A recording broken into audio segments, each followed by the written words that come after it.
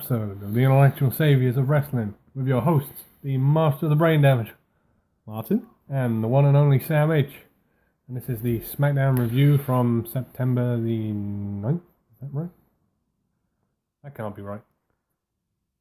6th. It's the 6th. 6th. Yeah, not the 9th. It's been a long week, okay? Right. Been a long week in terms of wrestling as well. Yeah. Well, let's get this started off. Yes, we started off with Daniel Bryan. Yep. And he had the 6 participants in the 6-pack elimination challenge for the WWE Smackdown's Women's Championship. Yeah, they had the process of one interrupting the other constantly until Nikki Bella was outnumbered 3-1. He was quickly joined by Naomi and Becky Lynch to make it all 6 of them. And Daniel Bryan said, no, we're going to do a 6-man tag tonight. Yeah, in true Teddy Long style. So, yep, that was that. Yeah, basically. We had our first match of the night. Oh, what do we got? We had The Miz versus Apollo Crews. Yeah, Miz trying to prove that he's not a coward. Good luck. We had Dolph Ziggler at ringside doing commentary.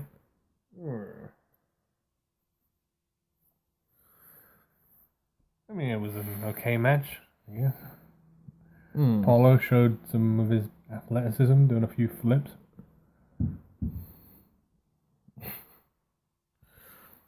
Yep. And then, I mean, there was a bit of a distraction outside the ring. Miz and Ziggler started mouthing off to each other. yeah, and then, I think Apollo went for a move, and then the Miz reversed it or whatever, and then, hit him with a skull-crushing finale. Yeah, that was pretty much it. And, oh, no, I remember this part. Miz had left his Intercontinental title in the ring. Dolph picked it up and said, come and get it. Yeah. Come on, be a man, come and get it. And what did he do? He walked off. He sent his wife in the ring to get it. Ah, yes, yeah. Knowing that Ziggler would never hit a woman. Yeah. And so the crowd were annoyed. Ziggler was like, yeah, predictable, as always. Get your wife to do your dirty work. Yeah. And Miz is obviously doing everything he can to prove that he's not a coward. Well done, Miz. Well done. You've really proven it. You sent a woman in to do your work for you. Oh. And then we had the 6 women tag match.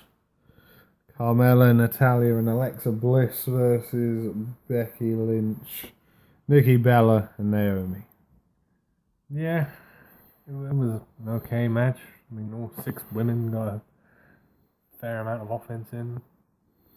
To be honest, I wasn't completely paying attention to this match. I think I was on my phone looking at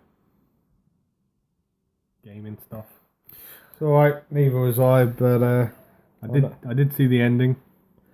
yeah, Carmella locked in the I think it's called Code of Silence on Nikki Bella, Yeah.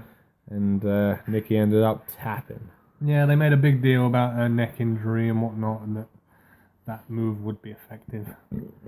Yeah. So the heels have the momentum going into the women's 6-pack challenge, whatever you'd call it. So yeah. Then we had the first Semi-final there, that too. of the SmackDown Tag Team Tournament. We had the Usos versus American Alpha. Now, this match ended incredibly quickly. Yeah, I think it was about 46 seconds. Yeah, a few blows were traded, and then I think Jay Uso got knocked out of the ring. Yeah. And then Jimmy was left in the ring, and Jason Jordan done his running shoulder charge into the corner. And then he tagged in Chad Gable. And they hit their tag team finisher on him. I can't quite remember what it's called. Grand Amplitude. That's the one, Grand Amplitude. And they picked up the victory. Yeah, and then Usos came back in the ring. We thought it was going to be a showing of respect. Yeah. You know? Handshake between the two teams. No. The Usos then turned and started beating up on American Alpha. They've turned their back on the WWE Universe. Good God. They quickly chucked Jason Jordan out of the ring, and then they targeted Chad Gable's knee. Yeah. Yeah, and they done this weird where Jay had him in like a half Boston Crab, and then his one leg that was laying on the ground, Jimmy Uso done a splash onto his leg. Yeah, this sort of is a reference to American Alpha's one of their last tag matches against the Revival. You might remember Gable hurt his leg in that match. Same leg. So it's good attention to detail, I guess. Yeah. Yeah, so said they would reveal later in the show what the status of the leg was. Yeah. Then, moving on in the show, we had Fandango in the ring. And he was looking for a new dance partner. Well, there was some tattooed woman in the ring with him. She started dancing, and then he was like, "Nope, you're a joke, get out of here." And then he started going about how he wanted someone with a lot of passion and a fire in their belly. Oh, God. And with that, Kane came out. And then Fandango started going about all this crap. Oh, I love it. The passion and the power and the enthusiasm and the fire and that. And then with that, he got chokeslammed. Yeah, Kane did a little jig there. And then he left. Yeah. Yeah, great performance from Fandango. Yeah. Goon. Ugh. And then we had the other semi-final in the tag team tournament. The Hype Bros. Oh, God. Versus Heath Slater and Rhino. There's no way to win. And Heath's 8 children were sitting in the crowd. Yeah. Even Roscoe was there. And his wife, Beulah. Beulah? Yeah. I may just have to add here, this isn't actually his actual family and wife. Oh. He's got a wife called Stephanie and a daughter. Oh, that's a bit disappointing. So yeah, it's just pure storyline purposes. Yeah, we were informed before the show started that there was a pre-Smackdown thing where there was a Meet the Slaters. But we didn't watch it, so we can't comment on it. No. Match was alright. Nothing special by any counts. No, it wasn't. I think, again, I got bored and started looking at my phone. This time I was playing Sonic Dash.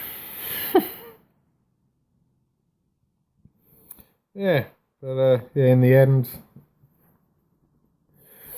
Heath Slater and Rhino picked up the victory with a gore courtesy of Rhino. Yeah. Same as a couple of weeks ago in their first match. Slater took the damage and Rhino came in and picked up the win. Yeah. And then to finish off the show, we had the new face that runs the place, AJ Styles, squaring off, chatting with his opponent, Dean Ambrose. Yeah, I think he called it like a face-to-face or something like that. Yeah. It was alright. They're building up to their match at Backlash. Yeah.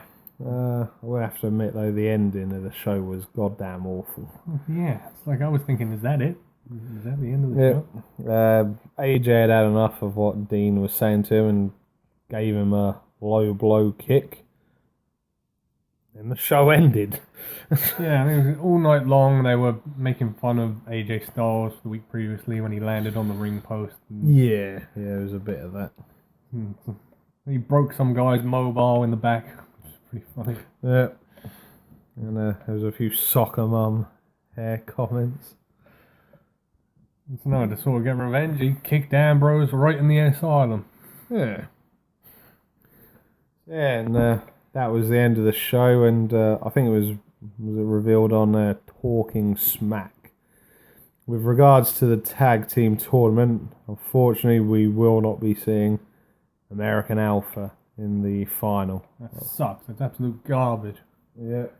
So instead, we're going to have a rematch semi-final between the Usos and the Hype Bros, and whoever wins that match will then go later on in the night at Backlash to face off against Rhino and Heath Slater. They should just call it the losers semi-final. So yeah, that's about it. Just a quick note to add on to make this go on for a little bit longer, because overall it was a really poor show. Really poor. Smackdown. Yeah. It's been coming for a little while now, but it's all been 100% confirmed now. Alberto Del Rio has left the company. Yeah, Friday night the release came out. WWE put it on their website. I don't think they said best of luck in their future endeavours.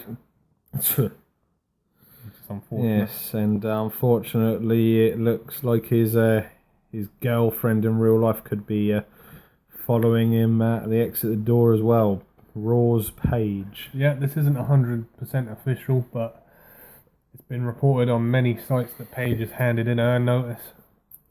Yeah, I mean, she's still got a contract running until 2019. So it's going to be interesting to see what goes on. And as well, Del Rio has confirmed as well that WWE have not imposed a 90-day clause in his release where he can't wrestle until a certain date after his release. And he's basically said he's not going to be signing exclusively for a company. He's just going to be working all the independent circuit, mostly in Mexico, and just do appearances where he can because he wants to be spending more time with his family. Yeah, I mean, I don't think it's a particularly great loss. Del Rio has been boring for the last 9 months or so he's been in the company. Yeah, they've not done a great deal with him. It's a well-known fact Triple H doesn't like him. No, and unfortunately, despite their original plans, they failed again in trying to get a Latin wrestler to replace the hype and the buzz of Rey Mysterio. Yeah, I mean, Christ, they've got a few different people that they've tried with. We've had Kalisto, Sin Cara. Now it looks like they're going to try with Gran Metalik. Yeah, he's going to be on Raw in a couple of weeks in the Cruiserweight division. Well, that should be an interesting one. Yeah, so you got that about wraps it up. You got anything else to add? Nope. Christ, this is short. Well, again, like we said, it was a poorly booked show. Yeah, as always, from your hosts, the Master of the Brain Damage. I've been Martin. And the one and only Sam H. Do what you normally do, follow the Twitter, subscribe to our channel, look out for the 2K16 videos, they're coming up. Yep. And we'll see you on the next one. Peace. Adios.